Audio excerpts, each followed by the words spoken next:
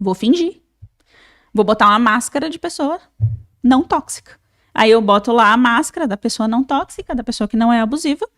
E aí, através dessa máscara, eu mantenho as minhas amizades. Mas na minha cabeça, todos os dias eu humilho todas elas. Me sinto melhor do que todo mundo. Você é menos abusivo? Não, você só aprendeu, a sua sombra aprendeu a disfarçar muito bem. Todo mundo acha que você é a melhor amiga. Todo mundo acha que você é incrível. Mas aí você aprendeu a disfarçar.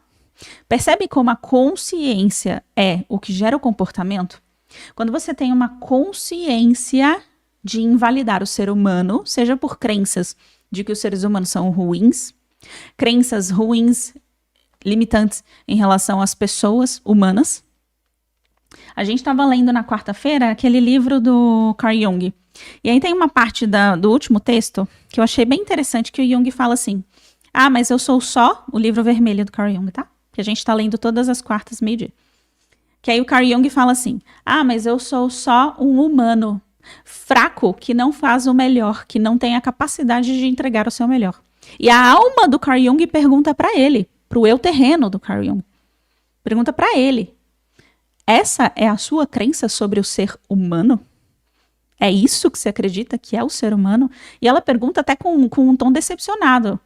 É isso que você acredita que é um ser humano? Fraco, que não tem a capacidade de dar o melhor de si? Então percebe como se você tem crenças ruins em relação às pessoas mentem, as pessoas são ruins, todo mundo engana, ninguém presta, o ser humano só é o câncer da terra, o ser humano isso, o ser humano aquilo, o ser humano isso, o ser humano aquilo, a gente vai destruir o planeta. Se você tem crenças ruins em relação ao ser humano, você invalida quem? Você mesmo. Porque você é ser humano. Você também é um ser humano. Então, quando você não consegue ter estima pelas pessoas, o que você vai fazer? Você vai fazer bullying com elas. Vai humilhar as pessoas. Vai aprender a desfazer do sagrado que é o ser humano do outro. Entendeu? É uma questão de consciência. Deixa eu ler aqui rapidinho os comentários. Oi, Cristiane, tudo bem? Boa noite. Isso é uma aula de DTO. Eu não sei muito bem o que é isso. Cristiane, eu não sei.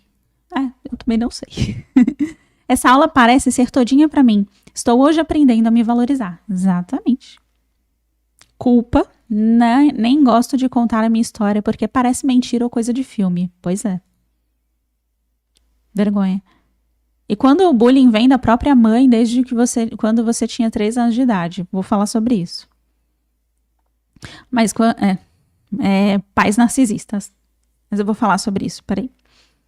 Mas quando se passa por certas coisas na infância toda, mesmo perdoando, cria bloqueios na vida adulta. Dizem que sou autista, mas eu acho que não. Vamos lá, vou falar sobre isso. Vou falar primeiro sobre a questão da mãe, e aí depois eu vou falar sobre essa questão aqui da Renata. Vamos lá. Amanda, a sua mãe, antes de ser sua mãe, ela era uma mulher. E ela provavelmente era uma mulher que já tinha esse comportamento, aparentemente, pelo que você está trazendo, narcisista. Então, ela não é uma mãe narcisista, uma mãe que faz bullying. Ela é uma mulher que se tornou mãe e aí ela faz bullying. É importante a gente deixar essa diferença, porque aí você não olha para o papel mãe e começa a olhar para a mulher, o ser humano que está ali, a consciência do ser humano. Mas é importante também, eu vou contar uma história que é uma história de uma vida passada minha, só para ficar bem didático, tá? Numa vida passada minha, eu fui um pescador. E aí, nesse pescador, eu pescava, era um homem, inclusive. Eu pescava, e aí, antes de voltar para casa, eu pegava as moedas dos peixes que eu vendia, colocava em 2 bolsos. Quando eu chegava em casa, minha mãe falava assim, o dinheiro. E aí, eu não gostava dessa situação. Pegava o dinheiro de um dos bolsos e falava, é tudo que eu tenho. E a mãe reclamava, é só isso? Ela não trabalhava, era dependente de mim. Aí, eu sentia muita culpa de deixar essa mãe. Mas no final, deixei essa mãe, fui seguir com a minha vida e carreguei essa culpa mal resolvida. Por isso que essa vida veio justamente porque coisas mal resolvidas. E aí, beleza. Nessa vida aqui, o que eu tive que aprender? Eu tive que aprender a ser amada incondicionalmente. Quando você está numa família que o amor o amor condicionado, ele é disfarçado, é difícil para você separar o amor condicional e o amor incondicional. O que eu quero dizer com isso? Se você está numa família onde as pessoas olham para você e elas simplesmente pensam, eu quero que ele faça o que eu tô mandando.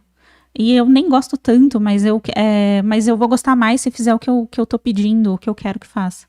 Só que aí a pessoa pensa, mas eu não posso fazer isso, porque isso é errado. Eu sei que é errado. Não, eu não vou exigir que seja uma pessoa diferente. Deixa ser quem é. Percebe como tem amor condicionado, só que tá misturado com o amor incondicional? Agora, quando você tá numa família, que a família que só tem amor condicionado, ou seja, eu não gosto de você, eu só te amo se você fizer o que eu tô mandando, o que eu tô pedindo. É só amor incondicional, não tem mistura. É muito evidente. E isso é bom. Por quê? Porque o que sobra é por amor incondicional. Não tem mistura. Você vê de um jeito muito evidente, muito prático, muito rápido, muito racional, muito objetivo. Ok. Só amor condicional. Não existe amor incondicional aqui. E aí você desenvolve o amor incondicional em você, que é a parte da iluminação. Eu sei que esse assunto é um assunto muito sensível, porque quando vem das pessoas que deveriam cuidar da gente, a dor é muito mais excruciante. Percebe que um padrão de bullying na escola já faz com que a sua alma se parta?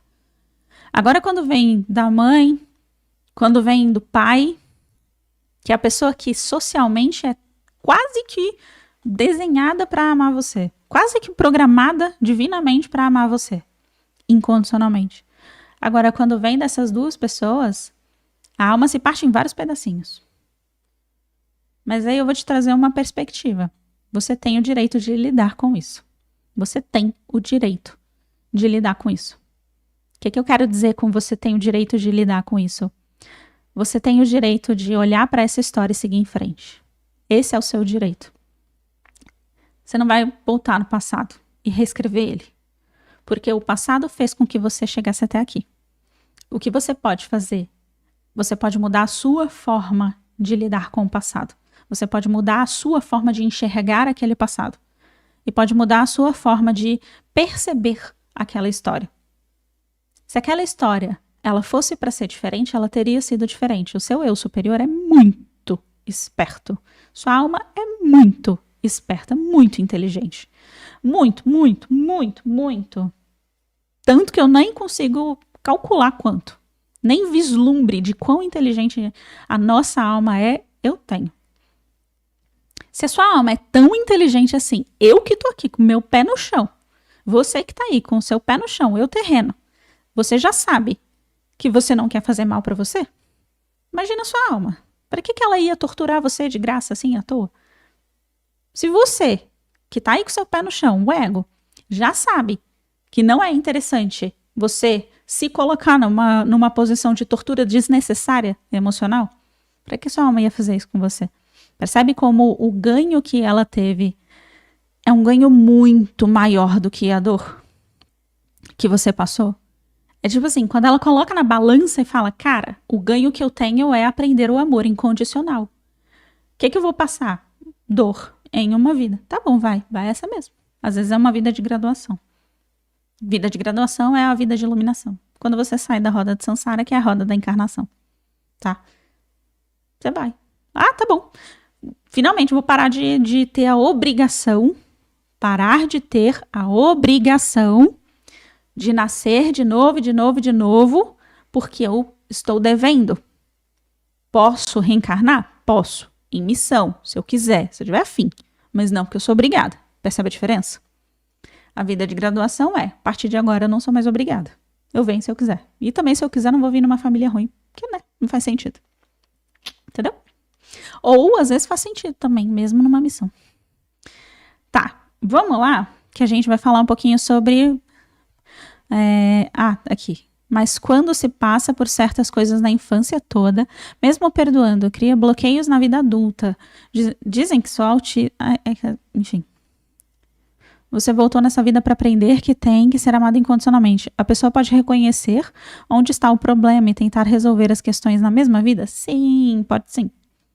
Você pode, inclusive, o André fez uma live falando sobre as portas da morte, né?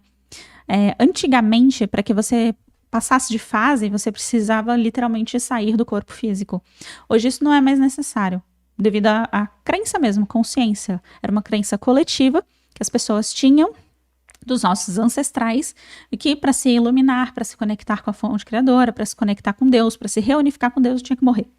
Hoje isso mudou. Hoje mudou porque algo no mundo espiritual mudou? Não. A consciência do ser humano físico mudou. A gente percebeu, a gente coletivamente percebeu que não precisa morrer para se reunificar, não precisa morrer do corpo físico para você se reconectar com o seu eu superior, com a fonte criadora. Que você pode fazer isso enquanto você está dentro do seu corpo físico. É só desenvolver os seus sentidos psíquicos naturais, tá? Então, sim, você pode ter várias graduações durante a mesma vida, sem precisar deixar o seu corpo físico atual. Tá. Quando você passa por certas coisas na infância toda, entra no mesmo lugar que a Amanda perguntou sobre o bullying da mãe. É quase como se fosse um ritual, um rito à rejeição, um rito a aspas, quebra da vaidade, quebra do ego. Sabe quando você tá com aquela pessoa e aquela pessoa é muito perseguida, muito atacada em algum lugar, e aí, cuidado com a interpretação, em algum lugar a pessoa se sente especial e a pessoa se sente arrogante. Por quê? Se eu sou a mais invejada, a mais perseguida, é porque todo mundo quer ter a minha vida. Entendeu? Por isso. Então, mesmo criança, você já vê esse comportamento. Mesmo as crianças. Você vê a menina passando por bullying. Ela tá lá, ela é a vítima do bullying. E aí, às vezes, não 100% das vezes, mas é comum. Não é 100% das vezes, mas é comum. Você vai falar com a criança que tá passando por bullying, ela fala que eu sou mais bonita que todas elas. Todas elas têm inveja de mim. Percebe? Arrogância. E aí é um movimento de equilíbrio. A lei do equilíbrio, ela não está para fazer a vida das pessoas coletivamente do jeito que todas as pessoas querem. Ou seja, ela não está para o ego, ela não está para realizar aquilo que o ego quer que faça. A lei do equilíbrio está para equilibrar a vida e não fazer o que a pessoa tem, aquilo que ela quer que tenha. O que eu quero dizer com isso? Se tem uma pessoa que tem um excesso de arrogância, tem outra pessoa que vai fazer com que esse excesso de arrogância seja equilibrado. Entende? É um mecanismo que funciona também de uma forma muito comum. E às vezes a pessoa vai falar, não, eu não sou arrogante. Mas aí é porque ela não se lembra que quando ela era criança ela pensava isso. Aí é porque elas têm todas inveja de mim. Entendeu? A arrogância vira sombra, aprende a se esconder também. Ai, não pode ser arrogante, que ser arrogante é feio. Como é que eu vou esconder? Vou esconder fingindo que eu sou humilde, entendeu? Em uma troca que fiz, quando estávamos encerrando, a pessoa me falou, o seu eu superior pediu para esperar. Ele tem que falar uma coisa. Ele disse para a pessoa me dizer que era muito amada. Chorei muito na hora e a pessoa se emocionou também. Ah, que lindo, que lindo. Sim, seu eu superior é o puro amor. Mas é um amor de verdade, é incondicional. É um amor de verdade. Não é um amor condicionado de eu só te amo se você fizer o que eu mando. Eu só te amo se você fizer o que eu quero que faça.